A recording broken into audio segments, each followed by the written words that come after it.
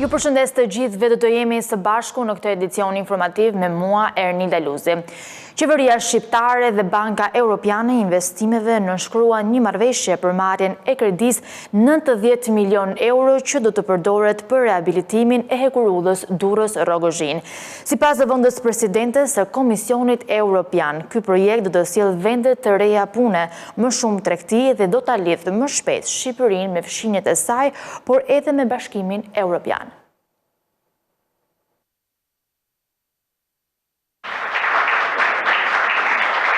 €90 milion kredi nga Banka Evropiane e Investimeve për rehabilitimin e hekurudhës Durrës-Rogozhin, pjesë e Korridorit 8. Marrëveshja e huasu nënshkruan në ambientet e kryeministrisë nga Ministrja e Infrastrukturës dhe Energjisë Belinda Balluku dhe drejtori BEI Lionel Rappel, pas takimit të kryeministrit Edi Rama me përfaqësuesen e lartë për politikën e jashtme dhe sigurisë së Bashkimit Evropian, njëkohësisht zëvendës presidente e Komisionit Evropian Kaja Kallas, e cila ka zhvilluar një vizitë në vendin tonë. Ky projekt do të sjellë vende të reja pune, do të sjellë më shumë tregti dhe do ta lidhë edhe më shumë Shqipërinë me fqinjët e saj, por edhe me Bashkimin Evropian. Gjithashtu do të jetë edhe një korridor i duhur ndërmjet shteteve anëtare dhe NATO-s, për sa i përket mobilitetit ushtarak në Evropën juglindore. Dhe kjo është shumë e rëndësishme për momentin në këtë mjedis kur flasim për sigurinë. Në shkrimi që u bë është pjesë e një programi investimesh në infrastrukturën e korridore. Kjo është dhe arsyeja pse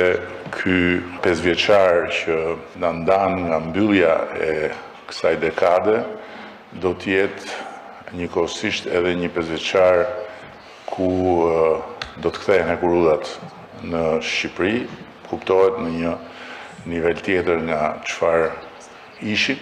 Edhe Balluku e cilësoi një gur kilometrik firmosjen e marrëveshjes, ndërsa dha detaje edhe për ecurinë e projekteve të tjerë hekurudhor, sikurse janë linjat Tiranë-Durrës dhe Vor-Hani-Hotit. Brenda këtij viti do të kemi mundësi që të kemi një projekt të plot pikërisht për marrëveshjen që u firmon sot, Durrës-Rogozhin, e cila parashikohet të dorëzohet si vepër në vitin 2028, duke u pasuar edhe nga segmenti Rogozhin-Pogradec, i cili do dorëzohet në vitin 2029. Duhet thënë gjithashtu që tashmë jemi në hapat e fundit të ndërtimit të hekurudhës Tiranë-Durrës, e cila si ndërtim dorëzohet brenda vitit 2025, duke i lënë vitit 2026 edhe plotësimin e komponentëve të tjerë. Nga ana tjetër, gjatë vitit 2025 ne nisim ndërtimin e hekurudhës Vor-Hani-Hotit, një nga segmentet më të rëndësishme ndërlidhëse të rajonit. Kosto totale për rehabilitimin e hekurudhës Durrës-Rogozhin është 120.5 milion euro. Përveç kredisë të BEI, projekti bashkëfinancohet nga një kredi 30 milion euro e Bankës Evropiane për ndërtim dhe zhvillim. Projekti parashikon rehabilitimin dhe elektrifikimin e 34 kilometra linjë hekurudhore me një binar nga porti Durrësit në Rogozhin. Korridori 8 hekurudhor është një korridor multimodal 1500 kilometra që lidh portet italiane me portin e Durrësit, Maqedoninë e Veriut dhe portet e Bullgarisë së Varnës dhe Burgasit në detin e Zi. Nga Tirana, shefja e diplomacisë së Bashkimit Evropian Kaja Kallas u shpreh se Shqipëria e ka vendin në Bashkimin Evropian, por nuk ka rrugë tjetër të shkurtër veç zbatimit të reformave. Ndërkaq, kryeministri Edi Rama ritheksoi ambicien për të përfunduar negociatat deri në vitin 2027. Shqipëria ka vendin në Bashkimin Evropian, por nuk ka rrugë të shkurtër veç zbatimit të reformave. Nga Tirana, shefja e diplomacisë së Bashkimit Evropian Kaja Kallas përsëriti disa herë nevojën jo vetëm për ndërmarrjen e reformave, por edhe për zbatimin e tyre. Po ashtu ajo ju përgjigj pyetjes mbi partinë që mund të anëtarsojë vendin tonë, duke theksuar se procesi i integrimit kërkon bashkëpunimin e të gjitha palëve. Unë vi nga një vend që e ka kryer rrugtimin e vet drejt BE-s dhe është tashmë shtet antar dhe është e qartë që në këtë rrugtim duhet në fakt bashkëpunimi i të gjitha palëve, sepse për të duhen disa reforma shumë të vështira që duhen zbatuar plotësisht dhe për këtë duhet mbështetje për krahje e plot. Kjo është një gjë që shqiptarët duan ta arrijnë antarësimin në BE dhe për këtë duhen reforma të vështira që kërkojnë mbështetjen e të gjithëve në shoqëri, sepse ky është objektivi përfundimtar, pra jo vetëm thjesht reformat, por dhe zbatimi i tyre që kërkon mbështetjen e plot të partive politike. Ndërkaq Rama ritheksoi ambicien për të përfunduar negociatat deri në vitin 2027. Natyrisht që pjesa jonë është që të përmbyllim negociatat me sukses deri në fund të 2027-s. Ne jemi shumë të përgatitur për ta bërë këtë. Ambicia është që brenda vitit të hapim të gjithë kapitujt dhe e përsëris kur them ambicia nuk është ambicia jonë, është pjesë e planit të dakordsuar dhe në momentin që të gjitha këto bëhen realitet, nuk ka asnjë pengesë. Përveç procesit të antarësimit dhe mbështetjes financiare nga Bashkimi Evropian, në fokus të diskutimeve gjatë takimit të zhvilluar në Tiranë, ishin dhe zhvillimet në rajon, ndërsa u theksua se po thellohet bashkëpunimi në sektorin e sigurisë. Nis dialogu për sigurinë dhe mbrojtjen mes Bashkimit Evropian dhe Shqipërisë. Në takimin e zhvilluar në Ministrinë e Jashtme, zëvendës presidentja e Komisionit Evropian Kaja Kallas u shpreh se ky përbën një hap pozitiv për Shqipërinë drejt rrugës së antarësimit në Bashkimin Evropian. U zhvillua sesioni i parë i dialogut për sigurinë dhe mbrojtjen në Shqipëri. Përfaqësuesja e lartë e BE-s për politikën e jashtme dhe të sigurisë, njëherësh zëvendës presidente e Komisionit Evropian, Kaja Kallas, u prit nga ministri i punëve të jashtme Ikli Hasani, i cili cilësoi këtë dialog si një hap pozitiv në rrugtimin e Shqipërisë drejt Bashkimit Evropian. Shqipëria po ndërmerr gjithnjë më shumë reforma që ndihmojnë atë të bëhet pjesë e Bashkimit Evropian. BE-ja ka ofruar 13 milion euro për Shqipërinë për të përmirësuar kapacitetet e forsave të armatosura, duke forcuar bashkëpunimin mes nesh. Nga ana tjetër, ministri Hasani cilësoi këtë takim si një mundësi të vyer për të shkëmbyer ide dhe për të theksuar bashkëpunimin e suksesshëm e efikas mes BE-s dhe Shqipërisë në fushën e politikës së jashtme, sigurisë dhe mbrojtjes. Sot po kalojmë nga vizioni drejt veprimeve konkrete për një vend si Shqipëria që është plotësisht e linjëzuar dhe besnike ndaj politikës së përbashkët të jashtme dhe të sigurisë së Bashkimit Evropian. Ky dokument është një shprehje angazhimit ton të përbashkët për të punuar edhe më ngushtë në përballimin e sfidave komplekse të kohës, po ashtu ai pasqyron qartë progresin e Shqipërisë në rrugën e integrimit në Bashkimin Evropian dhe rolin gjithnjë më të rëndësishëm që po marrim në arkitekturën kolektive të sigurisë në Europë. Dialogu për Shqipërinë dhe mbrojtjen është i pari në një seri seancash që do të përcaktojnë se si Shqipëria dhe BE-ja do të punojnë së bashku për të adresuar sfidat e kohës, sfida që ka përcjell kufit kombëtar dhe kërkojnë zgjidhje kolektive. Për herë të parë, Kryeministri Edi Rama ka komentuar vendosjen e tarifës 10% për mandrat shqiptare që eksportohen drejt Shteteve të Bashkuara të Amerikës. Ndjekim reagimin e tij. Unë nuk kam asnjë koment për këtë, s'kemi asnjë shqetësim lidhur me atë temë. Qasja jonë ndaj gjithë kësaj politike të re që po bëhet me tarifat është një qasje shumë e thjeshtë dhe në një farë mënyrë komode për vetë pozicionin tonë, për vetë volumin e tregtisë që ne kemi me Shtetet Bashkuara dhe në rast se i referoheni edhe tabelës tarifave të shpallura nga sala ovale, ne nuk kemi arsye të kemi asnjë shqetësim.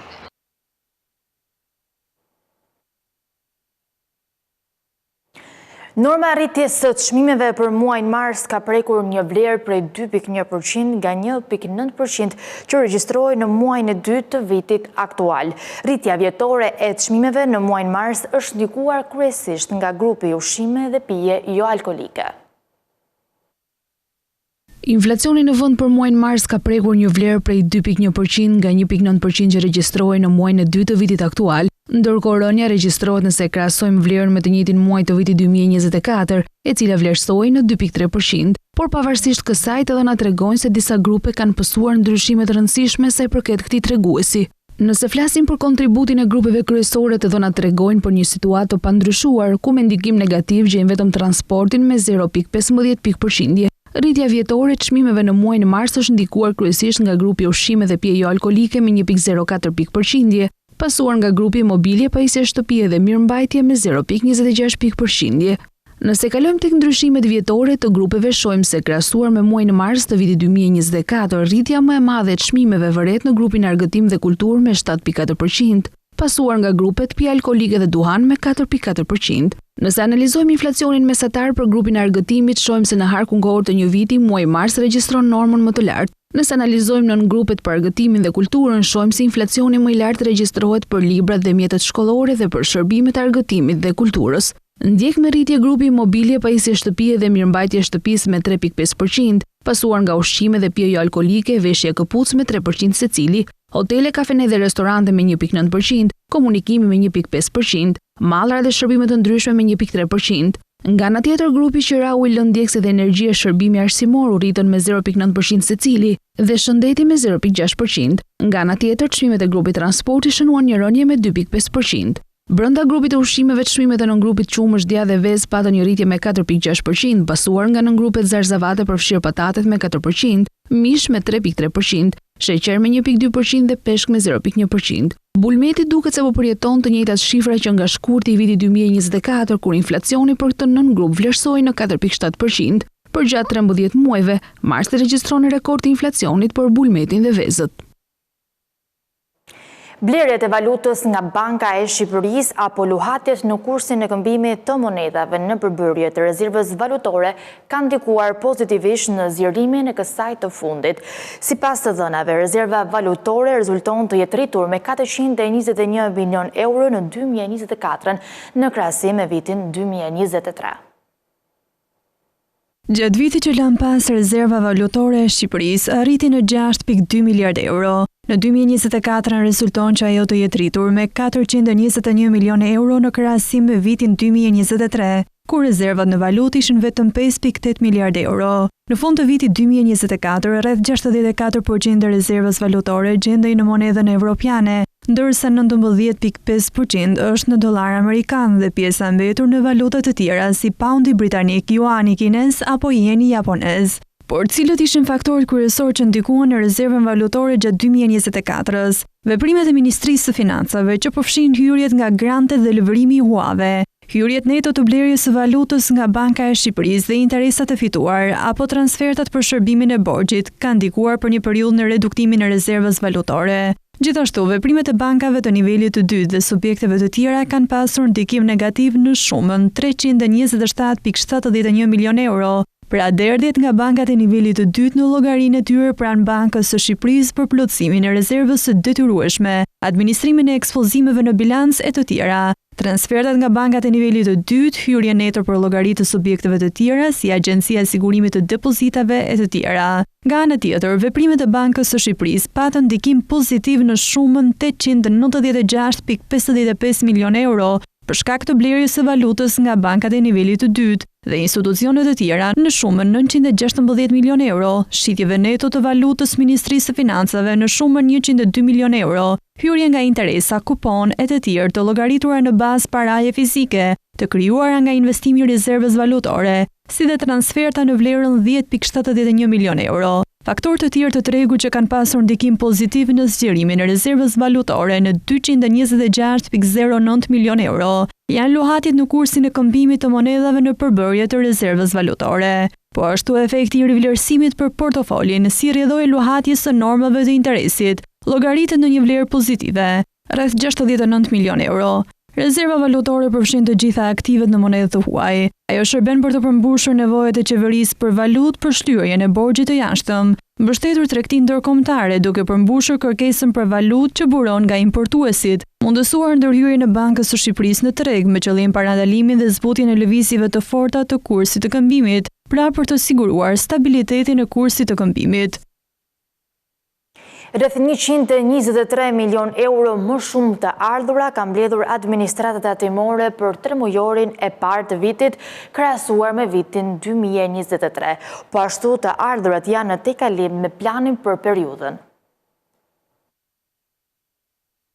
Administrata tatimore ka rritur ndjeshëm të ardhurat e mbledhura në buxhetin e shtetit. Sipas të dhënave nga Drejtoria e Përgjithshme e Tatimeve, të ardhurat totale për 3 mujorin e parë të vitit 2025 kanë kapur shifrën në 116 miliard lek, apo 0.9 miliard lek më shumë se plani. Në krahasim me 3 mujorin e parë të vitit 2024, të ardhurat janë tejkaluar me 12.3 miliard lek, apo rreth 123 milion euro. E shprehur në përqindje, kapërcimi në raport me vitin e kaluar regjistrohet në 11.9%. Të ardhurat tatimore përfshin të ardhurat nga TVSH neto në vend, tatimin mbi fitimin, tatimin mbi të ardhurat personale, taksat nacionale, të cilat e kanë nisur vitin me performancë pozitive. Peshën kryesore në rritje kanë mbajtur të ardhurat e gjeneruara nga tatimi mbi vlerën e shtuar, çka tregon dhe konsumin në rritjen e popullat, ndjekur nga tatimi mbi të ardhurat personale, i cili reflekton pagat e rritura të administratës dhe të sektorit privat, si dhe efektet pozitive që ka dhënë reforma anti-informalitet në këtë drejtim. Po ashtu deklarimi dhe pagesa e detyrimit të divas nga të punësuarit në vend, duket se ka dhënë një kontribut të rëndësishëm. Nga ana tjetër, një zë që po njeh rritje progresive lidhet me të hyrat nga fondet speciale, sigurimet shoqërore dhe shëndetësore të mbledhura nga administrata tatimore, të cilat gjithashtu reflektojnë reformën e rritjes së pagave dhe atë kundër në deklarimit të tyre. Tatimi mbi fitimin dhe taksat nacionale gjithashtu e ka nisur vitin me performancë pozitive, sa i takon kontributit në buxhetin e shtetit. Të dhënave nga Drejtoria e Përgjithshme e Doganave vitin e kaluar janë kapur në kufi rreth 1.4 milion euro të padeklaruara. Moneda euro ka patur përqindjen më të lartë të mosdeklarimeve në krahasim me monedat e tjera. Kalimi i sasive të mëdha të paras fizike në kufi pa i deklaruar ato konform ligjit në fuqi vijon të jetë një fenomen i pranishëm në Shqipëri. Sipas të dhënave zyrtare nga Drejtoria e Përgjithshme e Doganave, për vitin 2024 janë regjistruar 40 raste kapje apo mosdeklarimi kash, nga të cilat 23 raste në hyrje dhe 17 raste në dalje. Moneda euro njësoj si në vitin 2023, edhe për këtë vit ka udhëhequr si në hyrje ashtu edhe në dalje, duke patur përqindjen më të lartë të mosdeklarimeve në krahasim me monedat e tjera. Vendin e dytë kryeson moneda pound, ndjekur nga dollari. Konkretisht janë afro 1.4 milion euro të kapura të padeklaruara, nga të cilat mbi 1 milion janë në hyrje dhe pjesa tjetër në dalje. Po ashtu, rezultojnë 221.000 pound të cilat kanë tentuar të hyjnë në Shqipëri të padeklaruara. Numri më i lartë i mosdeklarimeve kash i përket degës doganore Kakavi me 11 raste, ndjekur nga dega doganore Morin me 9 raste, Rinas me 8 raste, Durrës me 6 raste, Kapshtic me 3 raste, Muriqan me 2 raste dhe Vlorë me 1 rast. Dega doganore Kakavi gjithashtu kryeson edhe me numrin e valutës së sekuestruar. Gjatë vitit 2024, totali i deklarimeve kash në kufi është 2384 deklarime. Të dhënat zyrtare nga Drejtoria e Përgjithshme e Doganave tregojnë se nga ky total, 1139 deklarime janë kryer nga bankat, 1205 deklarime nga individ apo subjekte dhe 40 kapje apo mosdeklarime.